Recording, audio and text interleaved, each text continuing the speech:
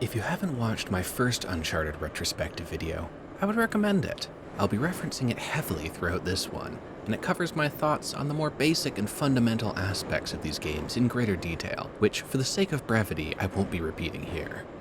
As I mentioned in my last Uncharted Retrospective, Uncharted 2 was my introduction to the series, as well as my introduction to 7th Gen gaming as a whole. Playing the Nepal urban warfare chapter in a friend's basement as a kid was just mind-blowing. Compared to anything on my GameCube, it was just unbelievable. And now, replaying it not long after Uncharted 1, the difference in quality between the two is astonishing. The contrast is so stark that I almost want to recommend people who are curious about trying the series to start with the first game, despite its flaws, just to see how much of an improvement the sequel is. But that's kind of like setting yourself on fire just so you can enjoy being put out. It's probably not worth it. This game and the fourth are the ones I was most looking forward to replaying for the series, so I was excited to get into it. However, I am once again playing this through the incredible RPCS3 emulator, so I can record it without needing hundreds of dollars of equipment to capture even worse looking footage from my actual PS3. However, while the first game was extremely painless to get running, and the suggested settings on the wiki worked like a charm, Uncharted 2 required a lot more tinkering to get it running smoothly. I don't want to spend too long on the technical side, but just in case anyone else wants to re-experience the game this way, here's what finally worked for me.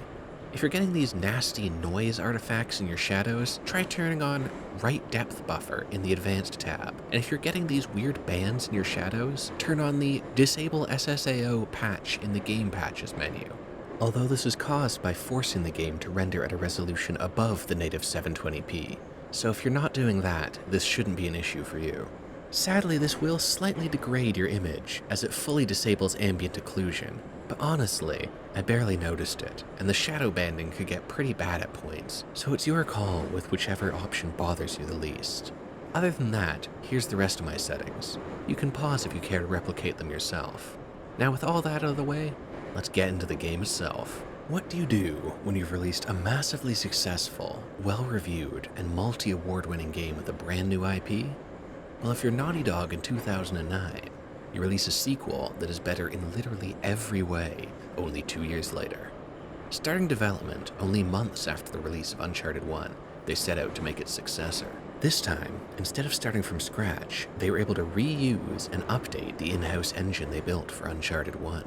They described the development of Uncharted 1 as Uncharted 1 was like doing brain surgery with a chainsaw. As they had to develop the engine, the tools inside the engine, and the game all at the same time. This understandably ate up a ton of dev time on the first game, and is most likely the reason why it suffered from very repetitive gameplay and visually similar environments. So for the sequel, since they now had all this groundwork finished ahead of time, they were able to focus on gameplay and story from the very beginning. Uncharted 2 is a totally different beast. We have precision instruments now that freed up a lot of time for the production, and that was huge because that gave us the time to do more creating rather than R&Ding.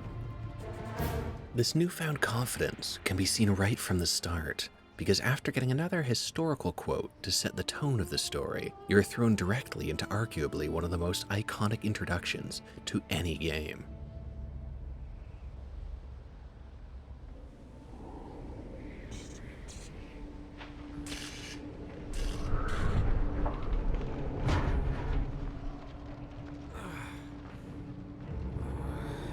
What's going on?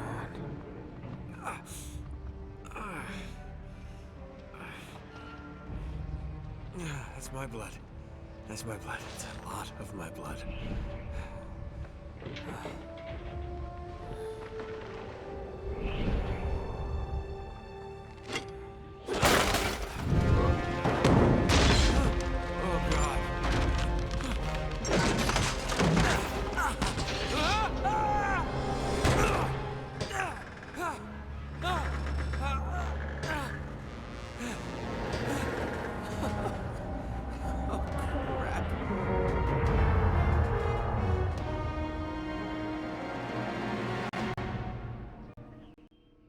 Compared to the first game starting out with a low-stakes shootout in a tiny, enclosed area, the train opening immediately shows off how much bigger and bolder this game is going to be. It's also a more engaging hook. While I like the setup of the first game with the immediate historical mystery, this new mystery of how on earth did we get here is a bit more exciting, and it builds an interesting vibe to the rest of the game, because up until the halfway point, you're just wondering how it all leads to Nate hanging off the edge of a cliff in a derailed train car with a bullet in his stomach. Something else I noticed immediately is that the climbing just feels better than it did in Uncharted 1. The expanded set of climbing animations makes it feel more natural, as now instead of just jumping, hanging, and shimmying, you've got poles, ladders, monkey bars, and swings. They also made it so you can grab onto nearby ledges simply by moving the thumbstick in their direction, and if they're close enough, Nate simply grabs on. All this comes together to make the climbing system feel so much smoother than the first game, and even less gamey, really selling the physicality of Nate during these sequences. Another benefit of this action-packed opening is that it makes the slower tutorial section afterwards, which sets up the characters and plot, a lot more palatable, as it works as a nice break after the insanity of the opening, and your curiosity for how Nate got into that situation helps carry you forward. This aspect is actually something that they improved across the board in this game, because the pacing is near perfect. The best compliment I can give is that while the game is nearly twice as long as Drake's Fortune, it barely felt half as long while I was playing it. Following your climb up the train, you're greeted with the first flashback, introducing our main players in this story. You've got Nate at a tropical bar before he's introduced to something truly frightening, a British man. This brings in our first new character, Harry Flynn. He and Nate know each other from some time in their past and seem genuinely happy to see each other again. Harry says that he thinks it would be pang for Nate to work with him again and rob a museum. Soon after, we get introduced to our second new character, Chloe Fraser, played by the fantastic Claudia Black, who you might know as the woman who gets ripped in half by pterodactyls in Pitch Black, or the fox from Rango. The mayor will see you now. But here in Uncharted, she and Nate seem to know each other, but unlike with Flynn, they're pretending they don't, building further intrigue for where this is all going. While planning out this museum heist, you get the first hook of real history mixed in as well. But that's it. An oil lamp. Yeah. It's worthless. I don't get it. Neither do we. That's why we tracked you down. Well, it sounds like you're working for a nutcase. Some collector who's got too much time and money on his hands. And by the way, this is not worth any of it. But there's more. How's your 13th century Latin, mate? Where'd you get this? Borrowed it from the files of the nutcase. In Trebizond, we were set upon by thieves. Father, Maffeo, and I were robbed of our greatest treasures. This was written by Marco Polo. Yes, that much we were able to work out. Unfortunately, the rest of it's nonsense. Hey, hold on. So that it should not fall into the wrong hands, I concealed my great sorrow in the unlikeliest place. The light of the great Khan shelters the fate of the 13. See what I mean? It's just gibberish. He's talking about the lost fleet. Yeah. I know, someone want to fill me in? Marco Polo leaves China with 600 passengers and 14 ships loaded down with treasure from Kublai Khan. And he lands in Persia a year and a half later with only one ship left and only 18 passengers. Now, he recorded every detail of his journey, but he never told what happened to all those ships and the passengers. So somewhere out there are 13 ships loaded with the Emperor's treasure waiting to be found. Yeah, and that is what your client is after. Hey, look at this lamp.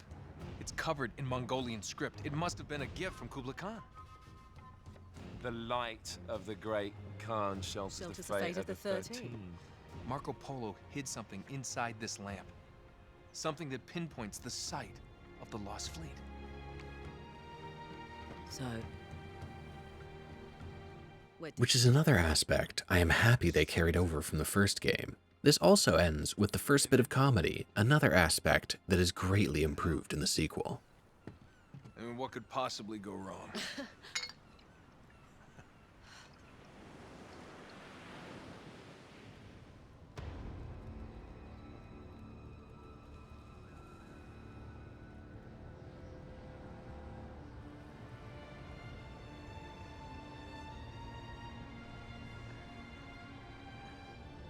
We wander through the wreckage a little more before getting the next flashback. We get a bit of more background on Chloe and Nate's relationship, and we learn that she has a plan within a plan to screw over Flynn's employer and make off with the treasure themselves, splitting it 3 ways. After that, it's back into the crash before we get our first proper gameplay segment.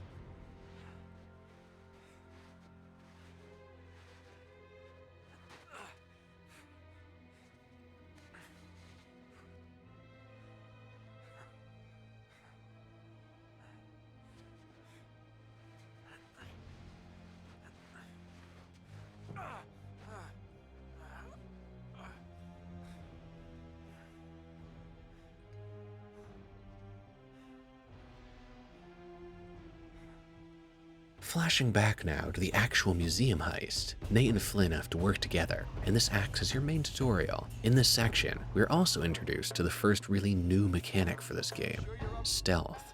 While stealth kind of existed in Uncharted 1, you could basically only pick off a single enemy at the start of an encounter to make a fight easier, and it wasn't really a playstyle option.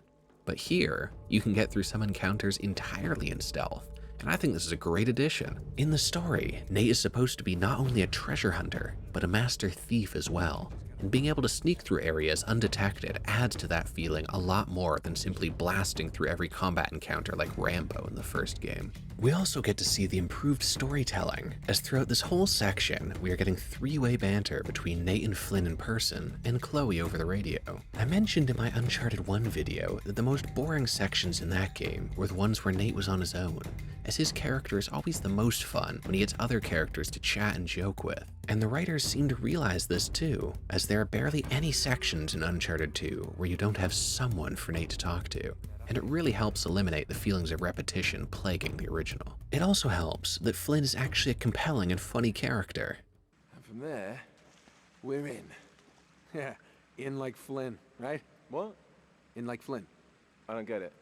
Just give me a boost. I also appreciate that this game tries to make Nate more of a hero, as in the first game, if you think about it, he was a total dick. So you have him insisting on not wanting to kill any of the guards, extending to the hilarious detail of them animating this guard swimming away after you drop him 6 stories into the ocean.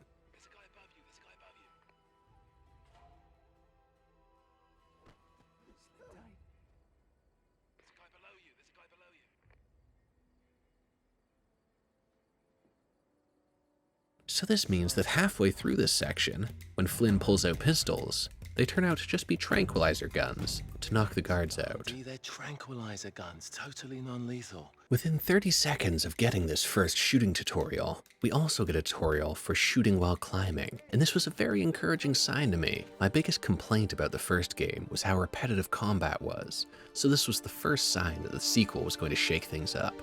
Continuing further into the museum, you finally obtain your prize and get a map to Borneo.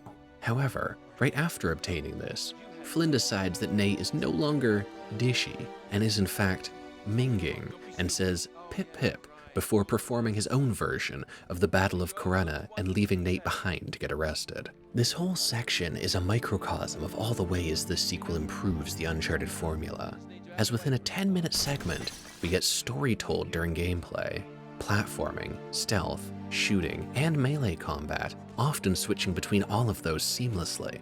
In my video about the first game, I lamented that it had such great systems and mechanics, but always separated them out, which led to them all becoming boring in isolation.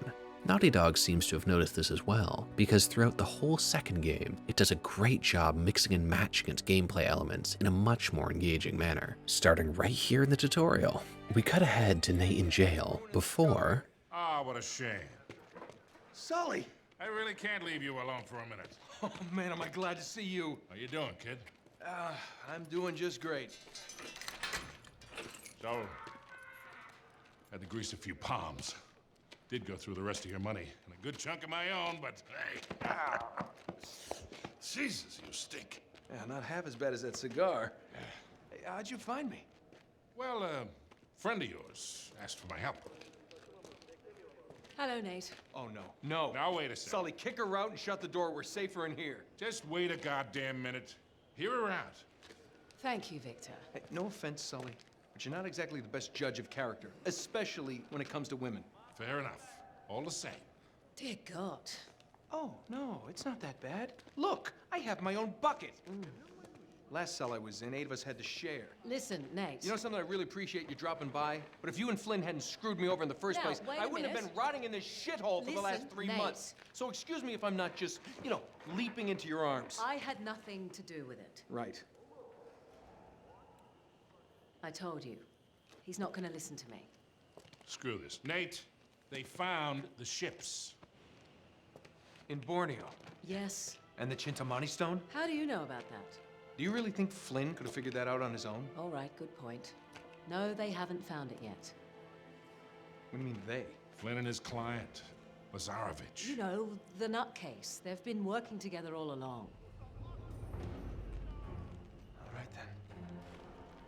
If they haven't found the stone, that means there's still time. You're gonna get us into that dig site. We are gonna snatch that treasure right out from under them. They'll never see it coming. Yeah, well, payback's a bitch.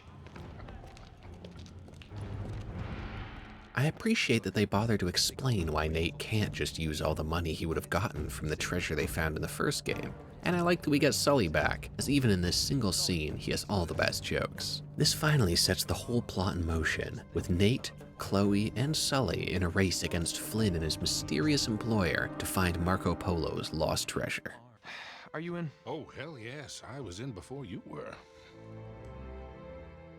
This puts us into a section that feels like it was ripped right from Uncharted 1. We've got Nate and Sully in a jungle, fighting off a lot of unnamed dudes. This section is fine. We get a lot of great dialogue between Nate and Sully, with Sully reaffirming his place as the best character in the series. I'm sweating like a hooker in church. You brought a hooker to church? Why not?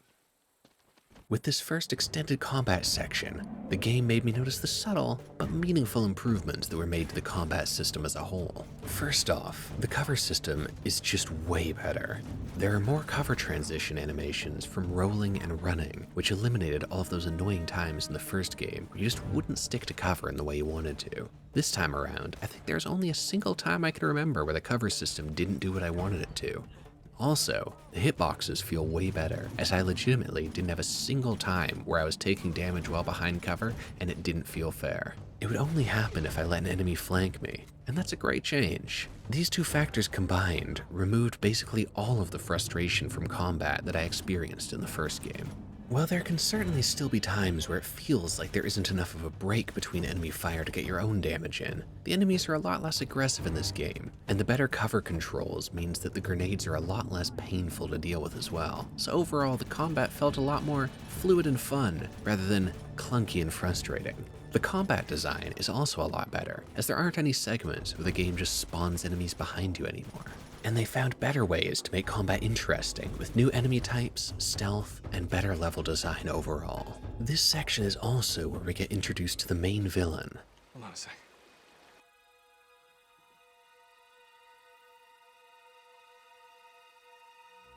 Three months and you have found nothing. Well, now, wait a minute. We've been... Commander! That must be Lazarovich. This man was caught stealing artifacts from site number 5. While Lazarovich is better than, Roman and Navarro, he's still not great. He's about as cliche a villain as you can imagine. He's introduced by having him kill his own man just to show how evil he is. And he has no character traits other than being evil and wanting power. I will say, though, that he is made far more memorable by 1, just being in the story, like, at all, and 2, by the fantastic voice work done by Graham McTavish, who you might know as Dante from Dante's Inferno, or Dwalin from the Hobbit movies. Shout out if you can actually remember who that is without seeing him. It's this guy. God, those movies were a mess. But I've got to say, seeing the behind-the-scenes footage for this game, it's truly crazy to see this voice coming from a real human being. So, this little man is Drake. And he adds a lot to what could otherwise be a seriously one-note villain, and is for sure the only reason I can actually remember his name this time around. Well, you blow stuff up, you find a tomb full of skeletons with black teeth, a bunch of strange blue tree resin, and you get the first piece of the puzzle. What do we have here? Careful.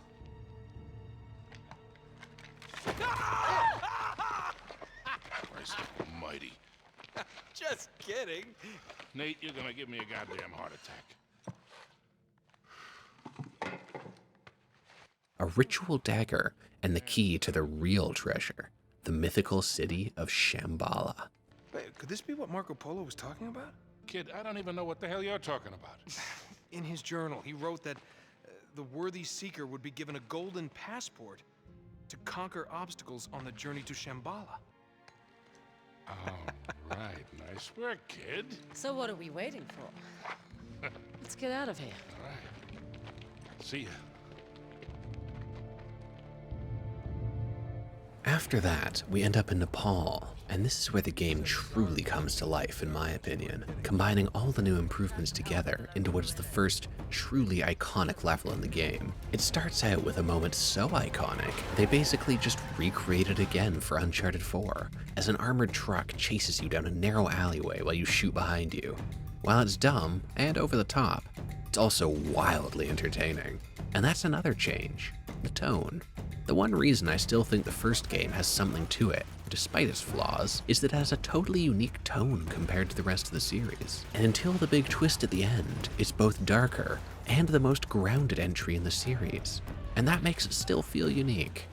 Starting with Uncharted 2, the series moves more in the direction of a bigger spectacle with a more stylistic tone. In a lesser story, this would be a problem, but Uncharted 2 creates these set pieces that are just so fun and so visually engaging. You don't really care that Nate should have died at least 10 times already, and you just get swept away in the adventure.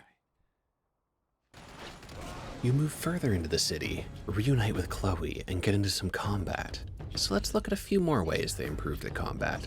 The first and most notable change is the improvement to enemy variety, and not just the minimal variety like shotgunner versus rifleman, but enemies that actually force you to change your playstyle. Take the riot shield guys as an example, who are most easily dispatched with a grenade, or you can save the grenade and melee them, but then you have to leave yourself exposed, which combined with their aggression means you actually have to think about way more in combat. Because if you try and leave them for last to make the melee easier, you then have to reposition constantly to avoid getting rushed by them. Or you could use a grenade to take them out immediately, but then you might regret it later when facing a larger group of enemies. However, this is again balanced out, because if you take one down, you can take their riot shield and now change your playstyle once more, as now you can push without cover and become the aggressor yourself. This combat variety is further helped by improved weapon variety, with a scoped burst rifle allowing for better long-range engagements than the ridiculously inaccurate AK, and later on getting access to a shotgun pistol and crossbow, all of which helps keep combat from feeling as monotonous as it did in Uncharted 1, as these weapons aren't just straight upgrades to each other, but instead they each offer their own benefits and drawbacks,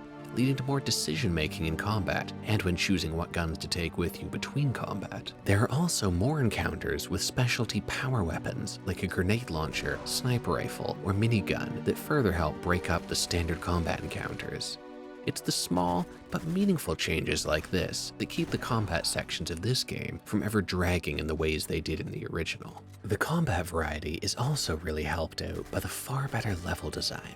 Gone are the giant fields of chest-high walls, instead replaced by a lot more variation in height and cover, which leads to the parkour system becoming an actual element of combat, rather than just sitting behind the same piece of cover and playing whack-a-mole. There's also way more destructible cover, which further helps change things up, as you can strategically take away enemy cover in tough fights, or be forced to move from a good spot if too many enemies show up at once. Furthermore, some combat sections take place entirely in areas where you can't touch the ground, making for some really fun sections where you're hopping around and flipping over signs to get cover from enemies that are emerging all around you. It's exactly what I was saying would have improved the first game, taking the solid but basic individual gameplay mechanics and combining them into something truly great. This variety is helped out even more by the vastly improved art direction. Even in a war-torn city, the usage of color and lighting brings such life to these areas, combined with the extra detail put into all the interiors, bringing an added lived-in quality to this section. Once again, a lot of this is thanks to having the engine already completed from Uncharted 1, which gave the developers so much time to just tweak things and add on to what was already there. Naughty Dog said themselves, on PlayStation 3 for our first game, we were using probably only 30% of the power of the cell, and this time we're like getting close to 100% of like using all the power of the PS3, and how can we use it just to make the game look just beautiful and have better gameplay and just more everything over the top and all that stuff. And it really pays off. One of the new additions is adding in the Havoc physics engine, allowing for far more micro-destruction in the environments. From how planks fall off of cover or seeing plants being blown around in the downforce of helicopter rotors, it adds a lot to the world. You can really see it in action during one of the best set pieces of this level, where a helicopter shoots out the supports of a building you are inside, and you see everything slide around as the building starts to tip over with you inside.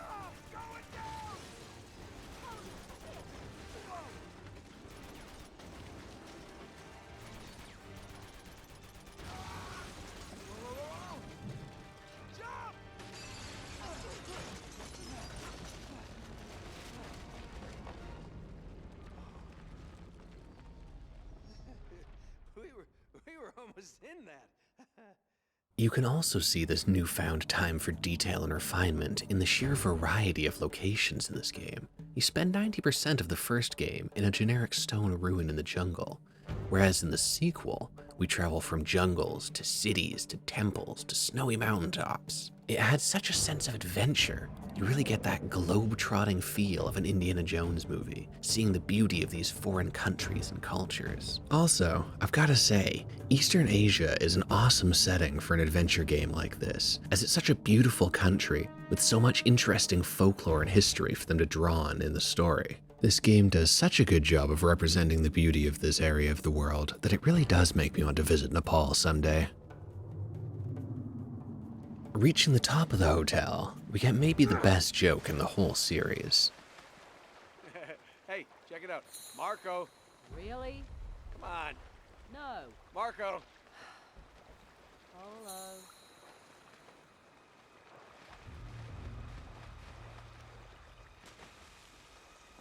Fish out of water.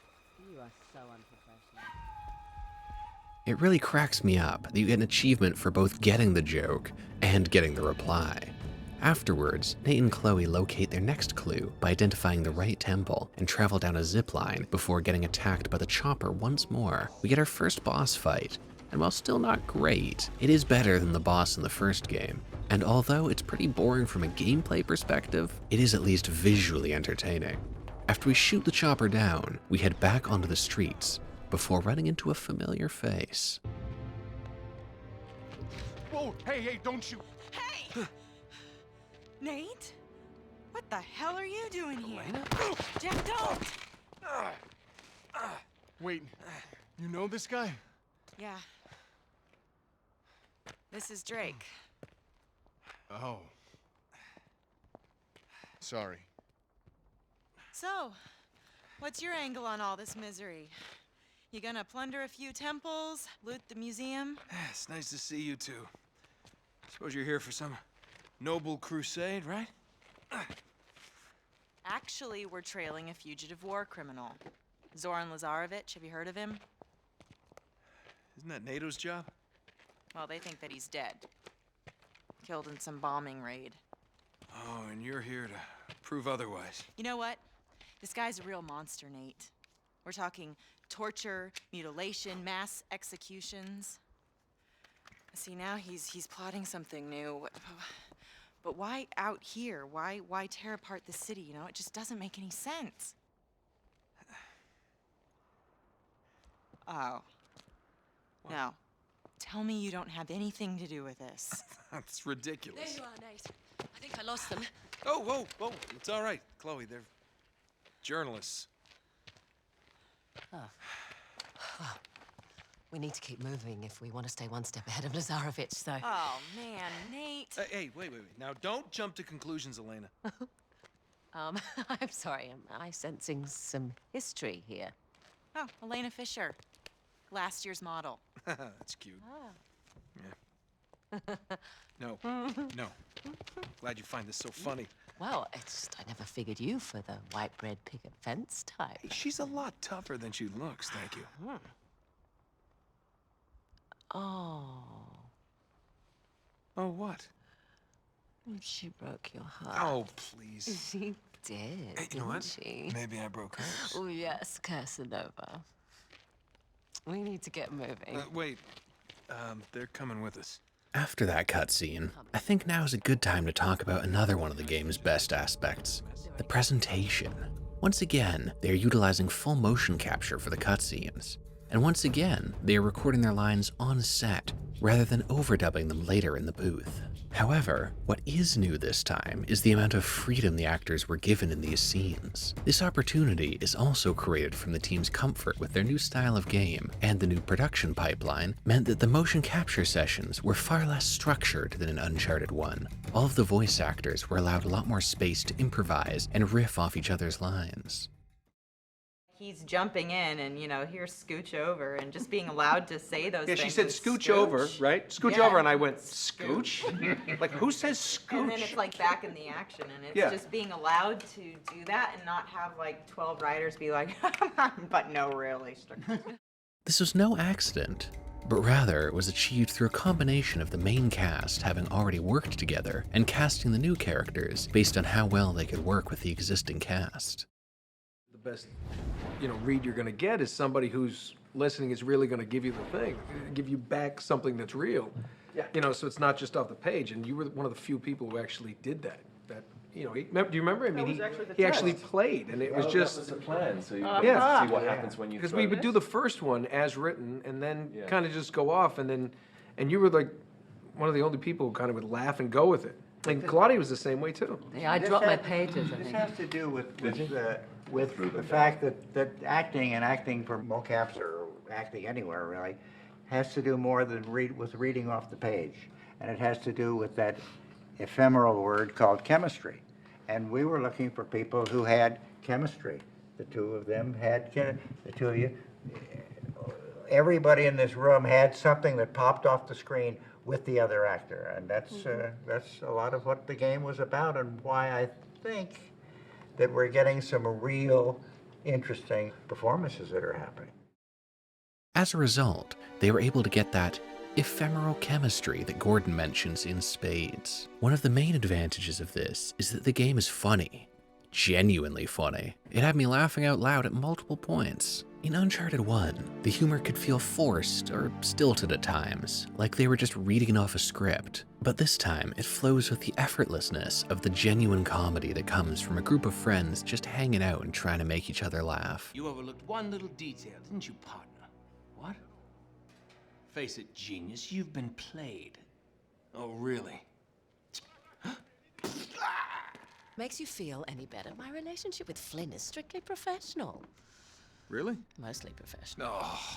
Another advantage of the casting choices is that these actors are from film and television and already very comfortable with physical acting, so you had some fun character moments purely from their physicality. Do you know that scene where we're talking about the plan and we're sitting at the table and you guys played it back to me one day and I went, oh my God, they've got my legs the way that I must have been sitting on the day. Now Chloe's probably a bit more confident, a bit more butch, would have sat somewhere like this. But there's little old Claudia thinking that she's not being filmed from here, like a, reading the news, they're not going to see what's below here. So my legs were sort of in this really dorky position, and now it's ended up in the game. Yeah, but that gave a dimension to Chloe that you would not normally get, but it gave this little feminine side. I thought that was really, really cool. Overall, you can just see such a sense of camaraderie and familiarity in these roundtable cast interviews, and that chemistry really comes through in the game, making every cutscene a joy to watch. Continuing on, we get some of the first real puzzle sections of the game. Sadly, they aren't much improved mechanically from the first game, and most of them still boil down to matching the pictures in your notebook to the objects in the level. There is at least some great rewards for flipping through the notebook, as if you go beyond the pages specifically for the puzzle, it's full of fun Easter eggs and jokes.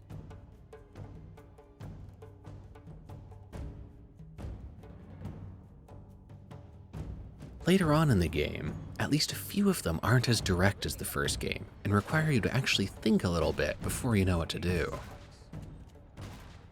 Additionally, one way the puzzles are seriously improved is in their presentation. A lot of these puzzle rooms have been indelibly burned into my memory simply from the sheer wonder of their visuals. Once again, the developers were going for a more stylized, fantastical tone from the first game, so we get these ridiculously large and ornate spaces for the puzzles to be set in, with the puzzle objects usually being something far more interesting than just the stone buttons of Uncharted 1. The second room especially has such a fantastic look to it, again showing off just how well the visuals in this game have aged, with the lighting effects holding up especially well and creating such striking contrasts between light and shadow. In this section, we are also introduced to a new character, Jeff. Hey, Jeff. Yeah, thanks for the input, Jeff. Then just as quickly, we say goodbye to Jeff. And we move on. Now, if you've been paying attention, this section should have started to get you excited, as you can clearly see that this train interior is the same as the one shown in the opening cutscene. So now we've got the knife and the train, and we just have to figure out how this all goes wrong.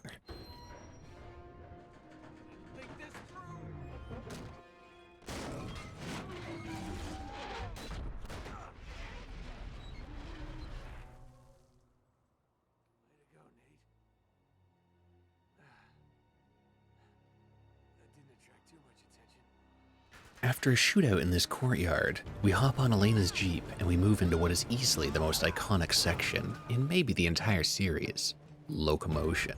This train segment is a perfect encapsulation of everything that makes this game so good. The goal with these games has always been to make a playable action movie, and to accomplish that, they've always had these crazy scripted sequences meant for pure visual spectacle where something so crazy happens that they'd have to script it to make sure it all happens according to plan. This can be a good thing, because as I said, it can create moments that are so crazy it feels like an action movie. But they can also be a problem, because if the scripting is too restrictive or too noticeable, it can feel too much like an action movie, and you don't feel like you actually have any impact on the events, which takes the game part out of video game. The difficulty of achieving this balance is made even harder by the technological limits of the system they were working with. However, despite all that, I think that Uncharted 2 manages to balance this tightrope expertly. Take, for example, that section earlier where you're inside a building as it falls down. In a lesser game, this would just be a cutscene, but here, you get to run around and shoot at enemies while the building crumbles beneath you. This entire train segment is another perfect example of it. The setting of a train means that you are literally on rails, and your path is narrow and obvious, meaning they can easily script things to happen to you as you move up the train cars.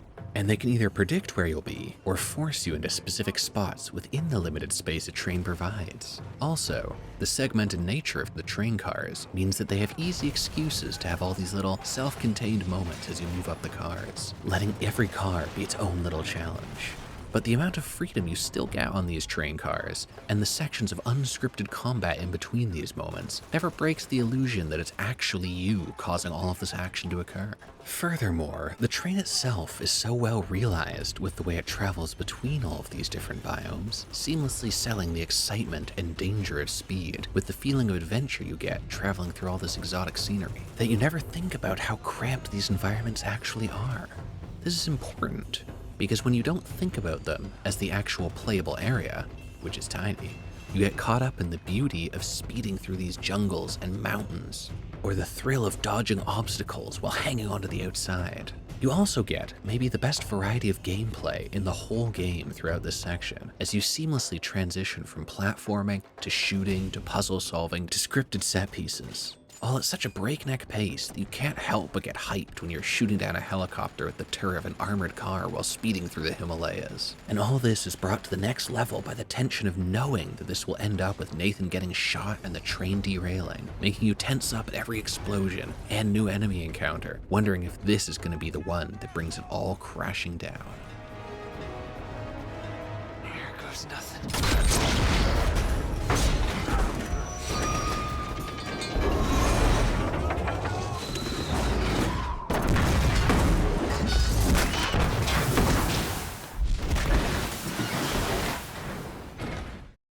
After collapsing in the snow, Nate wakes up in a Himalayan village, I appreciate the fact that they don't translate the Tibetan dialogue here, as it helps bring you into the same feelings of confusion that Nate is having, as you wonder how you got here and where here is. This section of wandering through the village is really impressive for the sheer attention to detail shown, and if you stray from Tenzin's path, there are a ton of unique bits of dialogue for all the things you can go look at in the village.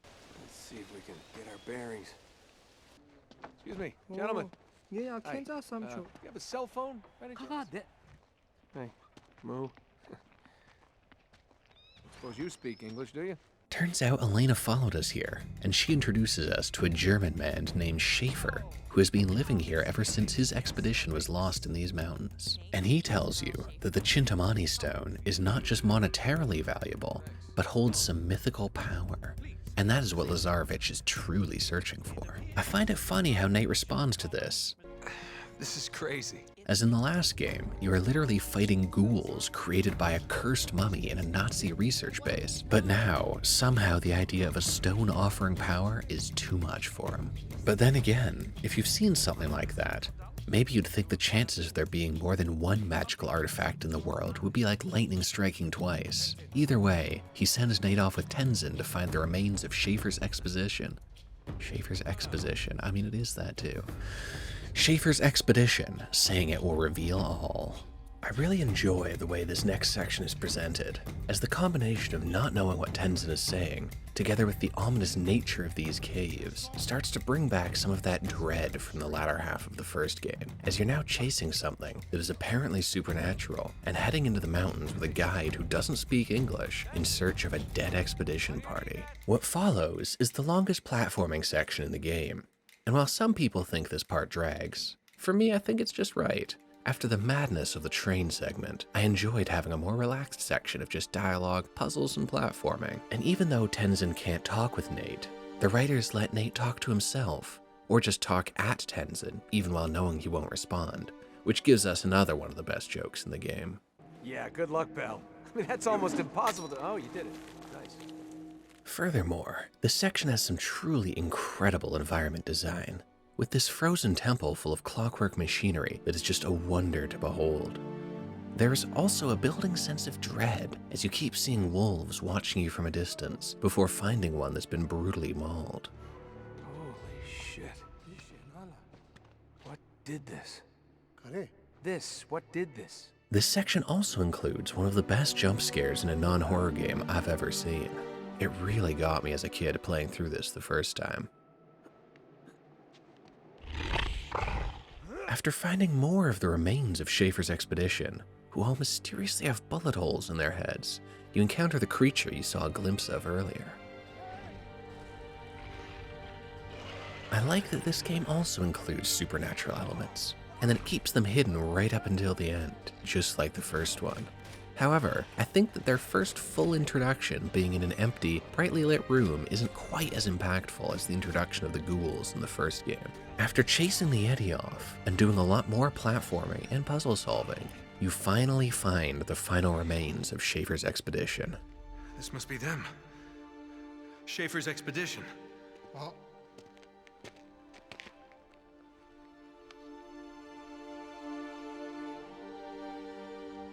Chintamani stone.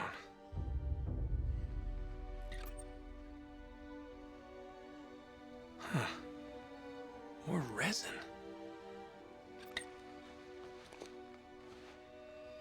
Hello. Would you look at this?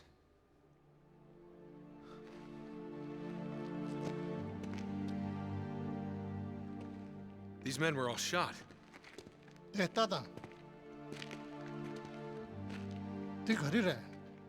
Oh, that's the Irman Sul. It's the life tree. The Honornerbe. Oh, Jesus. They were SS. Nazis. Nazi?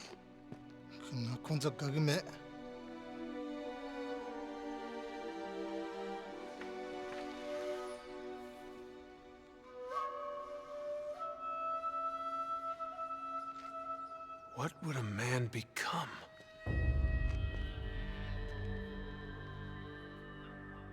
Tenzin, Schaefer did this. Ah. Schaefer killed them. Mare. Yes. It's the only way to stop them. Sure. Shit. We have to find a way out of here. Now. Now, in what I'm sure is an homage to the first game, you grab MP40s and fight off the Yetis while you wait for an elevator that will let you escape. Once again, I appreciate that your bullets don't seem to actually kill them, just slow them down, adding to their mythical nature. After escaping, you find that Lazarevich has also followed you to this village. And now, that peaceful walk through the village at the start of this chapter becomes retroactively melancholic as you see the destruction Lazarevich has brought to this beautiful place. You fight through the village while being pursued by a tank, which certainly adds a cinematic flair to these gunfights,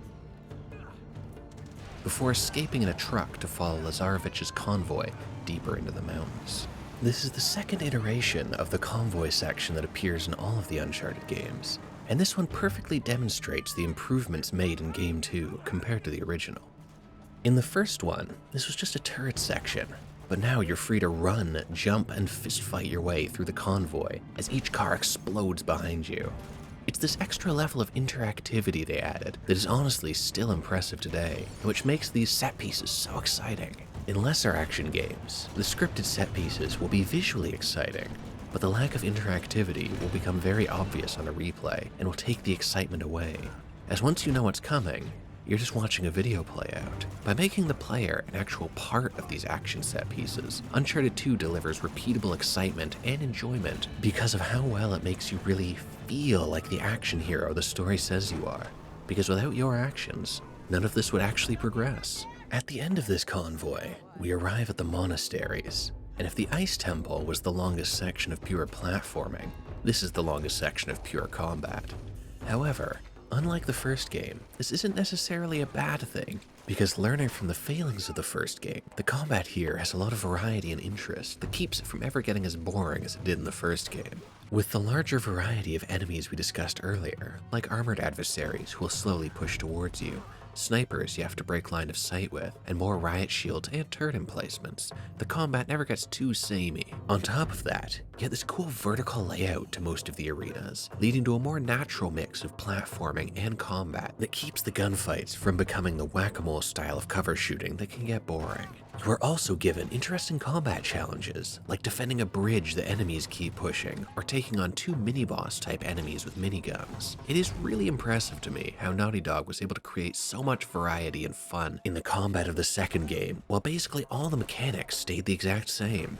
It just shows the new level of intentionality that everything was designed with in this game. I also appreciate the almost out-of-control feeling you start to get as you watch Lazarevich's forces getting mauled by the Yetis and all the chaos and destruction from these battles, which combine to help with the feeling of moving towards the climax. After some puzzles and stealth, we finally find the entrance to Shambhala.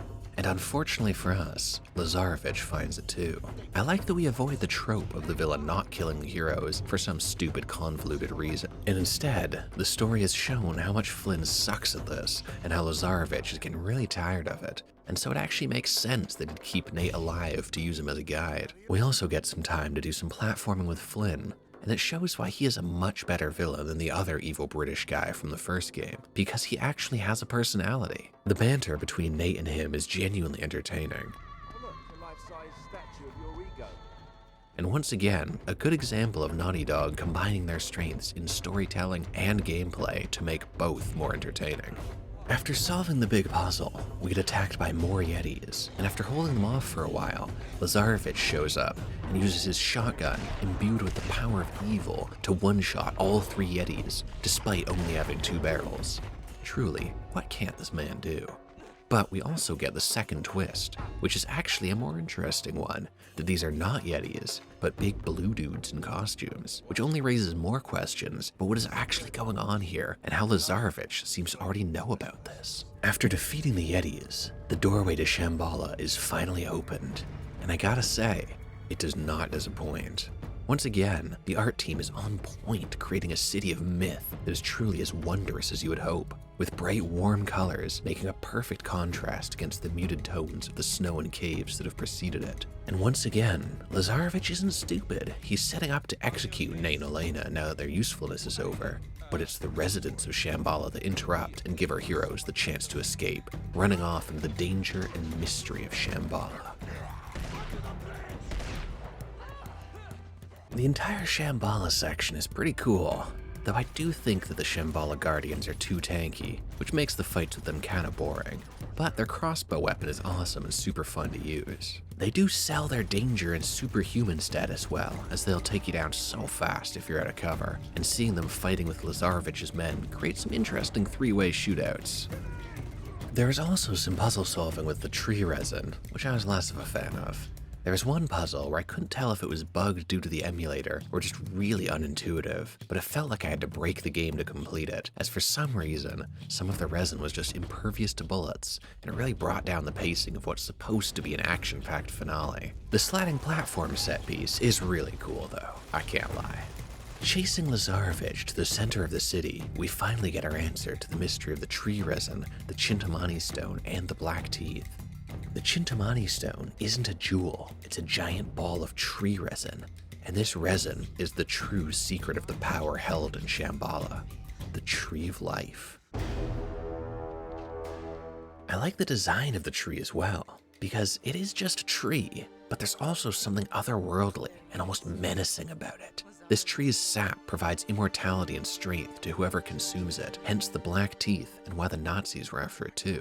But before we can head down to stop Lazarevich, we run into Flynn again. As it turns out, Lazarevich finally had enough of him, and he's been beaten and shot before he stumbles in. He confirms that the sap is what Lazarevich is truly after, and that he's still brassed off at Nate and company. Elena tries to talk him out of it, but he thinks that's a load of tosh.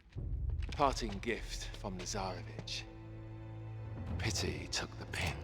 Get back! Elena! What follows is the most genuinely tense section in the game, as with the very light tone the game has had up until now, one of the characters being in genuine mortal peril just hasn't seemed possible. So seeing Elena so close to death is genuinely worrying. It is sold extremely well from both Emily Rose and Claudia Black, as they play this danger extremely well. And if you've ever heard someone try and talk someone else through a crisis, this feels very real. You can do it. Come on, one big step. After clearing a path to escape, Nate thinks that the danger of Lazarevich and an invincible army is just too great to leave behind, even for the lives of his friends. And I appreciate that this is a conflicting moment. It also sets up his arc in the third game, questioning how far he will go for his adventures. Head for the gate. Go as fast as you can. What do you mean? No. No way. Look, Chloe, I have to end this. No, you don't. Don't you dare take on this stupid crusade. Just get her out of here. Not without you. If that stuff could really transform Lazarevich and his army. Please don't do this. If it could actually make him invincible, and I didn't try to stop it. But this is suicide. And you know it. Just go. We find Lazarevich deep in the roots of the Tree of Life, but we're too late to stop him from drinking the sap. This starts the final boss fight of the game, and while this is a vast improvement over the first game's truly horrific final fight, this one still isn't great. Instead of fighting him directly, you kite him around the arena, blowing up resin deposits as he chases you. I get that it's the only thing that can take him down is the same thing that gave him power kind of idea, but it doesn't make for the most engaging gameplay. After we bring him down, we get one final confrontation. You think I am a monster? But you're no different from me, Drake. How many men have you killed? How many just today? That's it, boy. No compassion, no mercy. Huh? Do it! No. You don't have the will. Maybe not. But they do. This final conversation is kind of fascinating to me, as it draws attention to the ludonarrative dissonance that this game tries so hard to make you ignore with its light tone. And part of me wonders what the game could have been like if this was an actual theme, examining how both Nate and Lazarevich share an obsession with finding the treasure, and how far both of them are willing to go to get it. The elements are already there, but the story just never mentions it until now, so it could have made this final moment where Nate chooses not to kill Lazarevich have more weight, but regardless, he is left to his fate as Nate flees the now crumbling city as the combustive power of the resin starts to bring the whole city down. I love the image that the roots of the tree connect the whole city. You can imagine how in its heyday the community and culture of this city would have been connected by these same roots, and how now they are its downfall. There is a sadness to it, though, as this was a truly beautiful piece of history that is being destroyed. I understand the idea that this power can't be given to anyone, as this level of power will always become corrupted eventually, but there is still a sadness in seeing this beauty become lost. After escaping the crumbling city, as Elena's fate is left in the balance.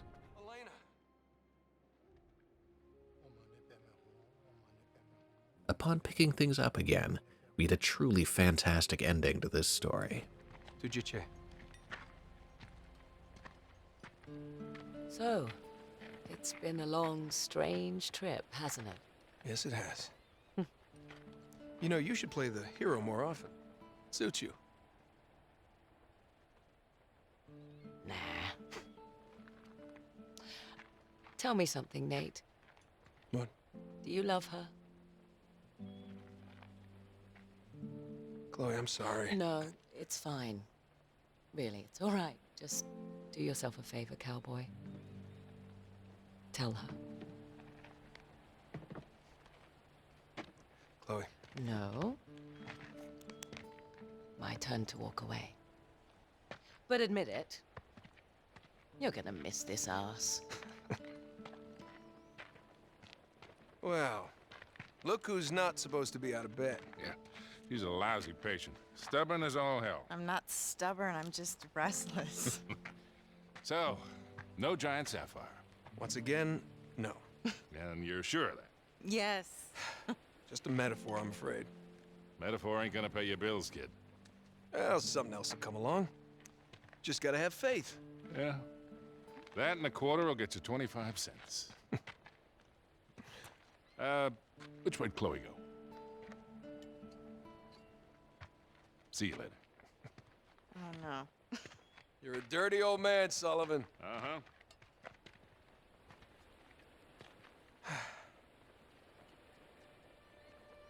You did good, Nate.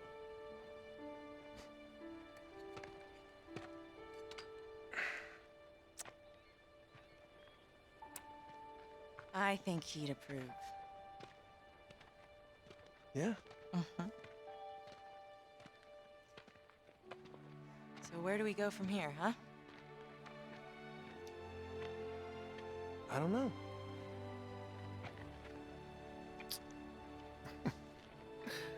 I haven't thought that far ahead. Of course not. But then again, neither have I. Good. So, on a scale of 1 to 10, how scared were you that I was gonna die? 4. 4? Yeah, why? A 4. Yeah. You were at least an 8. An 8? You were a total 8. An 8? Those guardian things were an 8.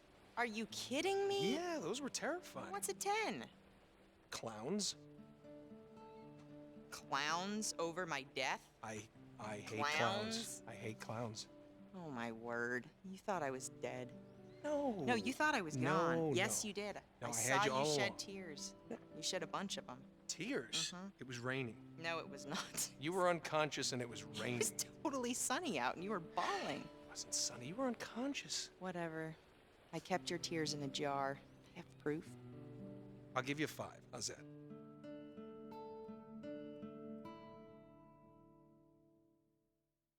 Man, there is just so much to love here. This game really has it all. The story is fun, funny, and surprisingly heartfelt. The gameplay has been improved in all aspects. The pacing is pitch perfect. Nothing overstays its welcome, and the game just flies by while you play it. and the graphics have aged shockingly well. Then there's something I haven't had the chance to mention until now, which is the score. The soundtrack is just fantastic. I wanted to mention this in the first game too, but I thought that video is long enough without it. The music in these games is truly incredible, capturing all the excitement, adventure, and culture to bring you into not only the action, but the slower segments in between.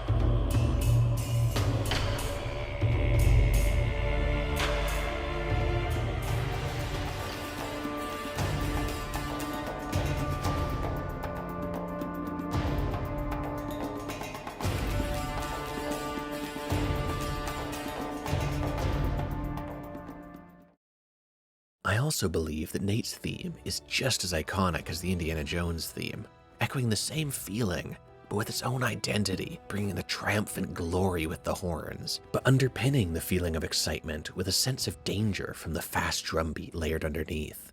It's also a fun detail that the theme changes in each game, with the first game's theme having more of a feeling of mystery and adventure that perfectly captures the vibe of the darker mystery in that story, while the sequel has a much fuller and more triumphant tone that echoes the larger scale and lighter tone, signaling the greater feeling of adventure and action the sequel provides.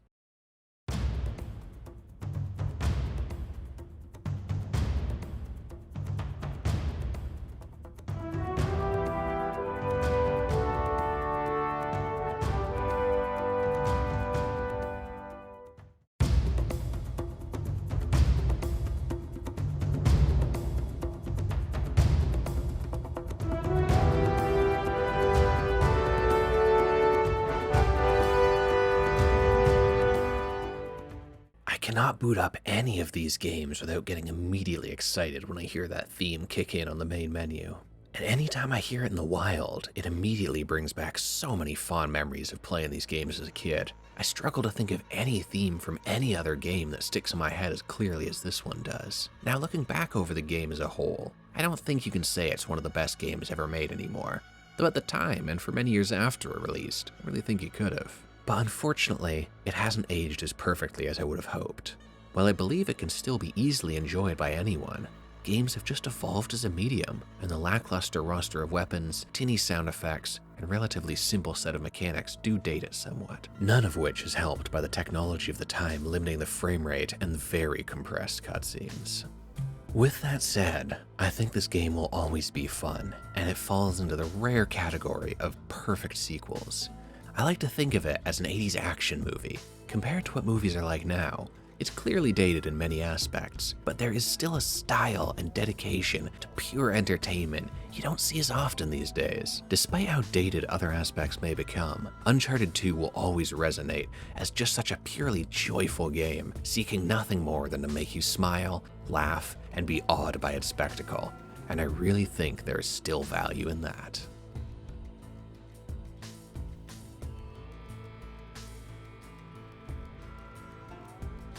Oh man, thank you for sitting through another very long video. I had a lot of fun making this one. As you could probably tell, I've been trying to up my production value with every video I make, and with this one, I was like, hey, I know how to do 3D modeling. I can make a cool 3D intro. That won't be too hard. Well, it turned out it was actually. I think it took like over 26 hours of rendering, including the couple failed renders to get that all done. I mean, the final result looks amazing, but it was like 3 weeks of work for maybe 2 minutes of the video, so not sure if it was really worth it, but hey, I learned a lot and it looks pretty cool in the end. So we'll see. Maybe I'll do more of it, maybe I won't. But either way, thank you very much for watching, and I hope I'll see you next time.